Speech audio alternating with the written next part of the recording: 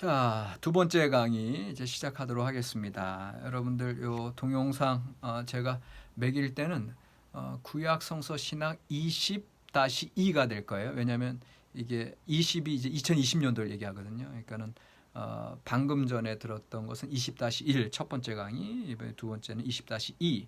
그래서 20-3까지 가야 첫 주가 되는 겁니다. 첫 주. 그렇게 기억하시고요. 자, 두 번째 강의, 첫 번째 주에 이제 두 번째 강의가 되겠죠. 구약 성서 신학의 개념을 좀 생각하다가 이제 끝났는데, 그 여러 가지 다양한 주제들이 있다. 그래서 너무 획일적으로나 내가 알고 있는 개념으로만 이렇게 볼 때는 무리가 있을 수 있다. 다른 부분들을 간과한다, 놓친다, 이제 이런 말씀드렸고요. 그다음에 이제 또 한 가지는 여러분들이 새로운 이제 관점을 이제 훈련을 하셔야 되는데, 구약 성경이 사실은 이제 여러분들이 말씀으로 이제 대하게 되면 그냥 지금 이제 창세기면 창세기, 마태복음 마태복음, 나에게 지금 탁탁 와 닿죠. 말씀은 일단 우리가 오늘날 성경 말씀을 갖고 있고, 그런데 구약 성서 신학을 여러분들 할 때는 그렇게 단적으로 단면적으로 딱딱 말씀 만나는 거에서 한 발 더 나아가서 내가 지금 만나고 있는 그 말씀들이 어떠한 기원이 있는지, 어떠한 문학적인 표현 방법이 있는지, 그 다음에 어떠한 역사적인 상황에서 그 말씀이 지금 내게 들어왔는지, 이렇게 하나의 움직이는 하나의 유기체 표현이 좀 그러나 무슨 말씀이냐 하면요, 성경 말씀이 이제까지 여러분들 그냥 하나님의 계시의 말씀으로 그냥 단편적으로 지금 나에게 하시는 말씀을 이렇게 받아들이잖아요. 근데 학문적으로 공부할 때에는 이 성경 말씀은 여러분들 수천 년의 역사가 그 배경에 깔려 있는 거예요. 그러니까는 이게 오늘날 그냥 즉자적으로 이제 하나님의 이제 계시의 말씀 내가 탁탁 받는 거, 이것도 물론 가능하고 나의 영의 양식으로 받는 거. 근데 학문적으로 공부하는 거라 그랬어요. 학문적으로 공부할 때는 사실은 창세기 1장 태초에 하나님께 천지를 창조하시니라 빛이 있으라니 빛이 있었고, 요 그 놀라운 하나님의 창조 선포가 이제까지는 내가 영의 양식으로 받고, 하나님께서 온 만물을 말씀으로 창조하셨구나, 처음에 빛으로 우리 삶에 빛이 들어오는구나, 그렇게 이제 신앙적으로 이제 이해하셨는데, 이 말씀을 이제 학문적으로 이제 접근을 한다고 하는 것은 그 말씀이 이제 지금 이 말씀이 형성이 되어진 과정들이 있다는 거예요. 과정들이. 쉽게 얘기하면 지금 여러분들 이제 안군조 교수다라고 할 때는 지금 여러분들은 안군조 교수 지금 이것만 보고 있잖아요. 그런데 그것이 안군조 교수를 다 설명하는 거 아니죠. 저도 어린 시절이 있었고, 또 초중고 시절이 있었고, 또 신학대학원 시절이 있었고, 또 유학 가서 공부하는 시절이 있었고, 그 다음에 이제 또 그런 어떤 시대적인 것뿐만 아니라 지금 안군조 교수로서 여러분들 서 있지만, 제가 가정에 가면 남편으로서, 아빠로서, 또 우리 부모님들에게는 아들로서, 사위로서 그런 모습으로 서게 되잖아요. 그러니까는 이 살아있는 존재, 유기체적인 존재에게 있어서는 그런 다양한 모습들이 존재하는 것처럼 성경 말씀도 그렇게 다양한 모습으로 여러분들 앞에 있는 거예요. 그러니까는 학문적으로 공부한다고 했을 때에 여러분들이 성경을 그렇게 단적으로만 봤을 때는 아주 부분적인 거, 국소적인 이해만 하고 있는 거다, 이렇게 생각하시면 돼요. 그래서 대표적으로 여러분들 구약성서 신학을 하실 때는 이 구약성서 신학이라고 하는 것이 다른 두 가지랑 같이 가야 돼요. 그래서 저는 이거를 이제 성서학의 3대 요소다 이런 표현을 하는데 성서학, 그러니까는 성경 공부가 아니라 또 성경 말씀이 아니라 말 그대로 성서학, Science of Biblical Studies예요. 그러니까 성경 연구의 과학이에요. 이 성서학에 있어서는 세 가지 요소가 있는데 그것이 바로 역사와 문학과 신학이다 이렇게 돼 있는 거예요. 그러니까 지금 우리는 구약 성서 신학을 하려고 해요. 그런데 이것이 이제 성서학의 한 분야인데 그 성서학에 있어서는 다른 두 가지가 같이 가니 구약 성서 문학이 있고요. 또 구약 성경의 역사가 있는 거예요. 그러니까 역사와 문학과 신학이 함께 어우러져서 성서학이 되는 거죠. 그러니까는 여러분들 이 구약 성서 신학을 제대로 하시려면 이것이 그 주변의 역사적인 구약 성경의 역사라고 할 때는 이제 지리, 또 고대 근동의 문화, 고고학, 또 언어학 이런 것들이 다 포함돼요. 그 구약은 또 히브리어잖아요. 그 다음에 신약은 헬라어고 이제 이런 어떤 역사적인 측면들이 같이 가야 된다라고 하는 거. 그 다음에 문학은 뭐나요? 문학은 또 언어와도 이제 관련되지만 문학이라고 하는 것은 그 다양한 어떤 성경에서 우리가 자세히 보면은 눈치 못 채는 성경의 다양한 문학적인 장르가 있어요. 그래서 성경에는 이제 어떤 정기, 한 사람의 생애에 대한 이야기도 있고 또 한 나라의 역사에 대한 것도 있고 더군다나 그 역사를 펼쳐가는 데 있어서도 이야기식으로 펼쳐가기도 하고 어떤 시로서 펼쳐가기도 하고 어떤 영웅시로 가는 경우도 있고 그 다음에 이제 또 시가서 쪽 지혜문학 가면 또 뭐 수수께끼도 나오고 또 어떤 수자문 같은 것도 특별한 문학적인 장르들이 이제 나타나고 있거든요. 그래서 대표적으로 이제 산문체와 운문체로 나뉘지만 그런데 이제 산문체도 다양한 이제 문학적인 그런 장르들 어떤 전기 또 이야기 수필 그런 다양한 어떤 문학적인 장르들이 있다라고 하는 거. 그 다음에 이제 운문체의 경우도 짧게 근데 이제 운문체가 또 금방 성경 히브리어 성경을 보면은 금방 운문체와 산문체 구분이 그렇게 나타나진 않아요. 그러나 오늘날의 이제 다양한 장르 문학적인 장르 입장에서 봤을 때는 성경은 상당히 다양한 문학 형식의 집합체라는 것도 알 수 있거든요. 그리고 그것이 성경의 내용을 이해하는 데 있어서 큰 변화를 주게 돼요. 그러니까는 여러분들 우리가 성경 말씀이 이제 기본적으로는 이제 하나님의 계시의 말씀이고 경전 신의 언어이기 때문에 우리가 함부로 못한다고 하는 것이 있는데 그런 어떤 신앙적인 관점으로만 바라보면은 시편 이제 6편 같은 경우 제가 밤마다 눈물을 흘려 제 눈물 이제 제 침상을 띄우나이다 이제 뭐 이런 그런 시적인 표현. 그러면 이게 하나님의 말씀을 있는 그대로 받아들이면 이거는 과장법이잖아요. 그런데 이거 그렇게 계시적인 이해로만 할 것이 아니라 시로 보면 되잖아요. 시. 그러니까는 시편 자체가 이제 시다라고 했을 때 이거는 과장법이고 그 다음에 여호와는 나의 반석이시다. 이거는 은유법이잖아요. 그러니까 이런 장르에 대한 이해가 그 성경 본문을 좀 제대로 이해할 수 있게끔 우리에게 도움을 주거든요. 그러니까는 성서학을 공부한다고 하는 거 다시 정리를 하면은 성서 신학이 있고 성경 문학이 있고 그다음에 성경의 배경 또 그 어떤 상황 어떤 문화적인 어떤 그런 환경들 이런 역사적으로 또 공부하는 것들이 있어요. 그 이것들이 같이 가서 성수학을 이룬다 이제 이렇게 좀 여러분들 이해를 하시면 되겠고요. 뭐 이렇게 복잡한가 이제 그렇게 생각하실 필요는 없고 일단은 이제 성서학에서 여러분들 성서 신학을 공부한다 이렇게 이제 정리하시고 성서 신학이라고 하는 건 이제 컨텐츠예요. 컨텐츠 말씀 주제들을 이제 부여잡는데 그 말씀들을 잘 이해하기 위해서 역사적인 맥락 또 문학적인 배경 어떤 문화적인 상황들 역사적인 어떤 사건들 그것들과 연관해서 봤을 때 내용들을 더 잘 이해할 수 있다. 요거를 좀 말씀드리고 싶었습니다. 그래서 결론적으로 구약성서 신학의 개념은 뭐냐 이걸 말씀드릴게요.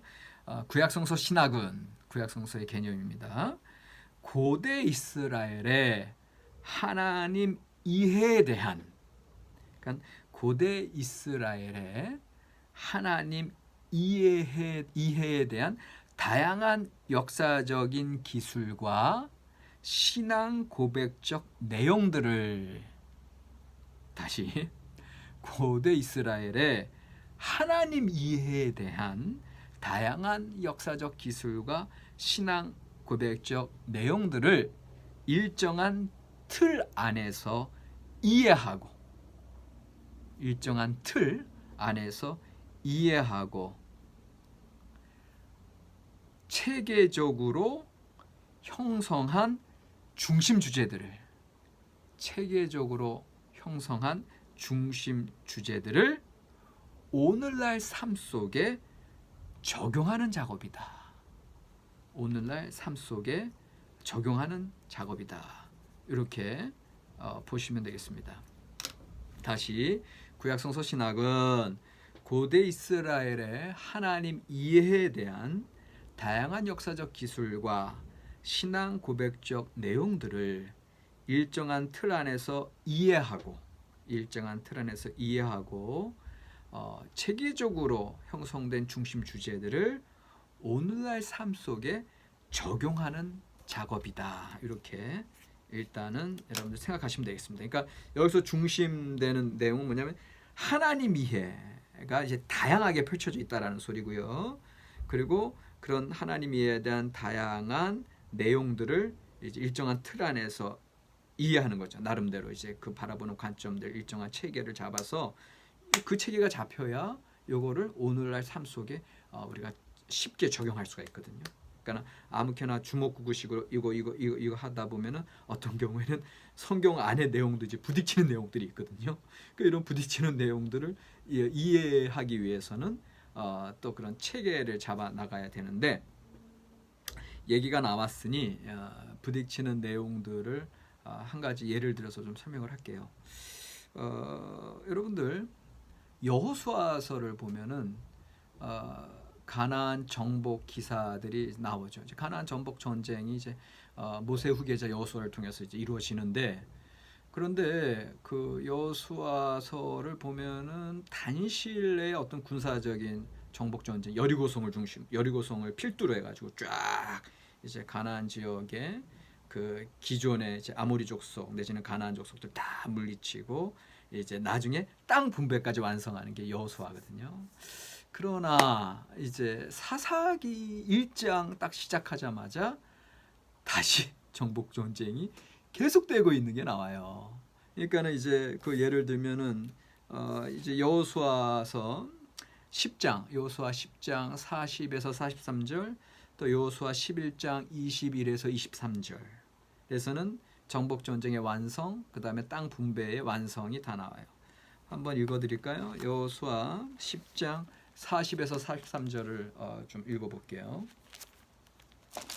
여호수아 10장, 아까 제가 접어놨는데 또 여기 여호수아 10장. 네.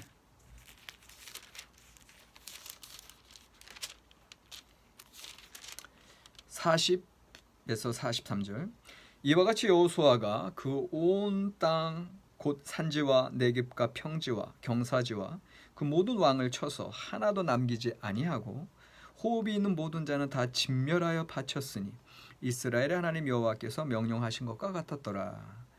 여호수아가 또 가데스 바네아에서 가사까지와 온 고셋 땅을 기브온에 이르기까지 치매 이스라엘의 하나님 여호와께서 이스라엘을 위하여 싸우셨으므로 여호수아가 이 모든 왕들과 그들의 땅을 단번에 빼앗으니라.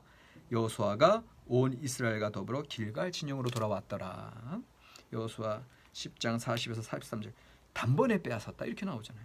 그 다음에 여호수아 11장 21, 22, 23 그때 여호수아가 가서 산지와 헤브론과 드빌과 아납과 유다 온 산지와 이스라엘의 온 산지에서 아낙 사람들을 멸절하고 그가 또 그들의 성읍들을 진멸하여 바쳤으므로 이스라엘 자손의 땅에는 아낙 사람들이 하나도 남지 아니하였고 가사와 가드와 아스돗에만 남았더라. 이와 같이 여호수아가 여호와께서 모세에게 말씀하신 대로 그 온 땅을 점령하여 이스라엘 지파의 구분에 따라 기업으로 주매 그 땅에 전쟁이 그쳤더라. 이게 여호수아 11장 23절이에요. 그 땅에 전쟁이 그쳤더라. 그러면서 이제 그 땅 지역의 분배까지도 쫙 이제 그 이후에 여호수아서에서 쭉 펼쳐지게 돼서 땅 분배 각 이스라엘 12지파의 기업들을 기업 분배 마치죠. 그래서 19장 끝에 보면은 19장 여호수아 19장 51절에 보면 제사장 엘르아살과 눈의 아들 여호수아와 이스라엘 자손의 지파의 족장들이 실로에 있는 해망문 여호와 앞에서 제비 뽑아 나눈 기업이 이러하니라. 이에 땅 나누는 일을 마쳤더라. 그 전에 이제 다 이제 각 지파가 기업 받은 대로 가서 거주하였더라. 이제 이런 기록들이 쭉 나와요. 이렇게 여호수아서가 끝났는데 이제 사사기 1장 1절 시작하자마자 말씀이 이렇게 시작돼요. 여호수아가 죽은 후에 이스라엘 자손이 여호와께 여쭈어 이르되 우리 가운데 누가 먼저 올라가서 가나안 족속과 싸우리이까 이렇게 돼 있어요.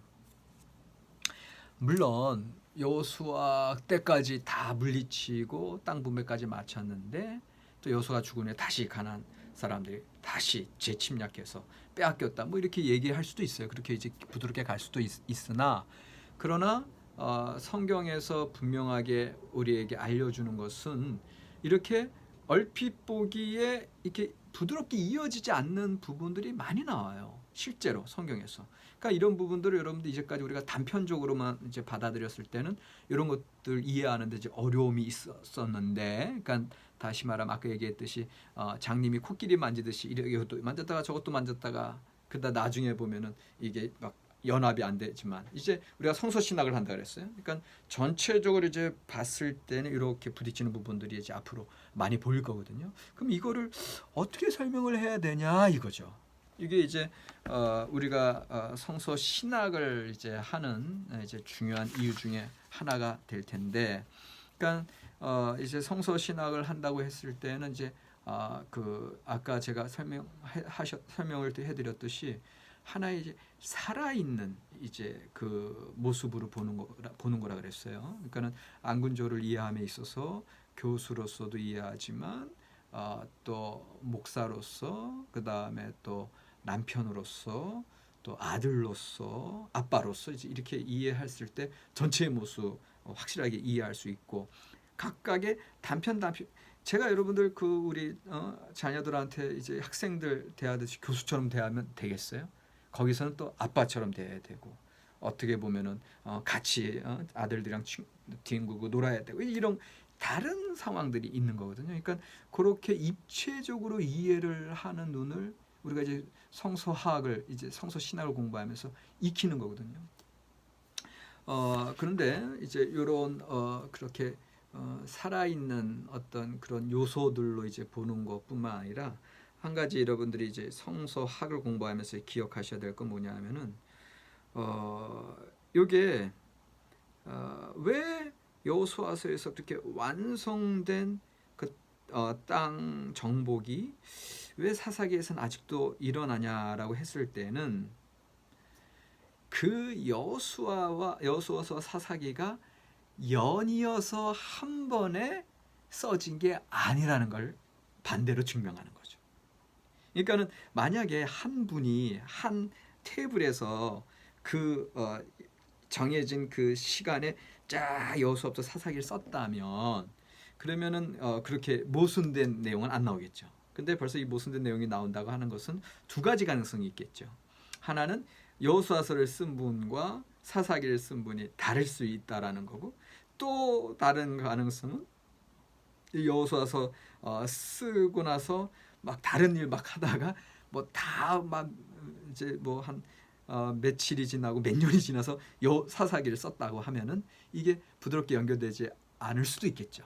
이런 가능성을 일단 여러분들에게 말씀드리고, 그런데 더 중요한 게 있습니다. 그러니까 이제 구약 성서 신학 하기 전에 이제 구약 성경 개론 내지는 구약 성서의 이해해 가지고 이제 인트로덕션 과목을 이제 듣게 되면 이제 자주 듣는 얘기인데, 성경이 하루 아침에 형성되었기보다는 형성되어지는 과정이 있었다. 이 설명을 여러분들 이제 개론이라고 하는 건 성경을 객관적으로 학문적으로 이제 이해하려고 처음 듣는 구약 성경 개론이 되는 거거든요. 그럼 구약 성서 개론 과목 들을 때 여러분들이 이제 뭐 보수적인 교단에서 이제 내지는 교회에서만 이제까지 계셨던 분들 깜짝 놀랄 얘기지만, 모세오경 창출 레민 신이 한순간에 모세가 좌일피히주로 창세기부터 신명기까지 쓴 게 아니라, 처음에는 구전으로 입에서 입으로 하나님의 말씀과 하나님의 창조 역사와 이런 것들이 이렇게 입에서 입으로 내려오다가 어느 순간에 써지기 시작하는 거거든요. 그 다음에 그 써질 때도 한꺼번에 팍 써진 게 아니라 단편으로 써졌다는 거거든요. 그러니까는 그것들이 나중에 모아서 지금의 창출 레민신 율법이 됐고, 지금의 역사서가 됐고, 지금의 시가서가 됐고, 지금의 예언서가 됐거든요. 그러니까는 구약 성경 자체에 그런 형성 과정이 있었다라고 본다면, 지금 대두되고 있는 문제, 여호수아서의 땅 정복의 기사와 사사기에 여전히 계속되는 전쟁 기사는 이렇게 다른 시대에 각각 써졌었구나. 그리고 그게 써졌을 때 상황, 실제적인 역사적인 상황과 또 써졌을 때 신앙 고백이 좀 다른 성격이었겠구나. 이렇게 이해할 수가 있는 거예요. 그러니까는 그냥 단편적으로 그냥 국소적으로만 이제 본다면, 그러면 그냥 왜 이게 땅 정복, 그 다음에 아직도 계속된 전쟁, 이게 이제 부딪혀서 이해가 안 된다면, 그러나 성경 형성 과정을 보고 그 다음에 각각의 문서들이 기록되었을 때 다른 상황들이 있었다라는 걸 알게 되면 이게 이해가 돼요. 더 구체적으로 설명을 드리면, 여호수아서가 써졌을 때에는 한참 하나님께서 계속 진멸하라고 그러잖아요. 가나안 족속을 진멸하고 다 물리치고 하나님의 백성 공동체 약속의 땅을 온전히 하나님께서 대신 싸워주시고 정복한다라고 하는 그 하나님의 약속 성취, 땅 정복의 성취에 대한 기대와 신앙적인 고백이 그게 달아있을 때예요. 그러니까 그럴 때는 계속해서 정복 전쟁이 일어나면서, 내지는 요건 좀 나중에 나와야 되는 얘기지만, 이게 그때 전쟁할 당시에 써졌다기보다는 만약에 후대에 써졌다면 그래서 후대에서 그 전쟁 당시를 돌이켜보면서 기록했다면, 그렇다면 이미 후대에서는 결국은 땅 정복이 완성된 걸 이미 알고 있던 시절이란 말이에요. 그러니까 그런 시절에는 이 전쟁이 이미 땅 정복의 완성인 걸 알고 쓰기 때문에 그 써질 때 이미 신학적인 선포로서 하나님 약속 성취의 그 확언으로서 그 확증으로서 그렇게 써질 수 있다라는 거죠. 그런데 반면에 사사기 1장 같은 경우는 그 지금 우리가 갖고 있는 기록 자체가 어떤 후대의 기록이라보다는 진짜 지금 정복 전쟁이 일어나고 있을 당시에 써진 거라는 거죠. 그러니까는 좀 이상하죠. 아니, 헷갈리죠 좀. 사사기는 그때 당시 역사적인 그 시대 당시에 써져가지고 이렇게 돼 있고, 오히려 사사기보다 앞에 나온 여호수아는 나중에 이제 정리된 것이 순서적으로 다시 사사기 앞으로 들어간 건가? 이제 근데 이게 맞는 말이에요. 그런 식의 성경 형성 과정이 있는 거예요. 그래서 여러분들이 이제 성경을 읽으실 때는 특별히 성서학적으로 성서신학 체계를 세워갈 때는 이런 역사적인 관점들, 또 이제 문학적인 관점들도 이제 설명할 수 있는 기회가 이제 다음 시간에 있을 텐데, 이런 관점들이 합해져야 제대로 성서신학을 할 수 있다. 그러니까 사실은 구약 성서 신학은요 조금 어려운 학문이에요. 어떻게 보면 개론도 해야 되고, 이스라엘 역사도 들어야 되고, 히브리어 언어도 알아야 되고, 또 고대 근동의 세계도 다 알아야 되고, 비교 문학도 다 너무 그런 것들이 다 완성돼야지 성서 신학을 할 수 있는데 그럼에도 불구하고 요 성서 신학을 이번 학기는 우리 연신원에 이제 제가 MDF 과정 마스터 레벨로 좀 강의를 진행하려고 하거든요. 왜냐하면 주제 내용 중심으로 가려고 하니까. 그러나 어쨌든 그런 중심 주제 내용들이 다 이러한 복잡한 과정들 거친 학문의 결과다라는 것만 기억해 주시면 좋겠고요. 자, 이제 두 번째 강의도 벌써 25분이 흘렀기 때문에 이제 마치게 되는데 요 이제 퀴즈 내지는 토의 주제를 드리는데 이번에는 조금 어렵게 다시 여러분들의 언어로 한번 정리해 보세요. 왜 여호수아서의 정복 기사 땅 정복의 완성과 사사기 1장에 여전히 땅 정복이 계속되는 것들이 왜 이렇게 부딪히게 나오는지 거기에 대해서 수업 시간에 들은 바에 따라서 아니면 여러분들이 기존에 알고 있는 지식에 따라서 한번 한 반 페이지 정도 이렇게 숙제를 내주시면 좋겠습니다. 이번 금요일까지 고맙습니다.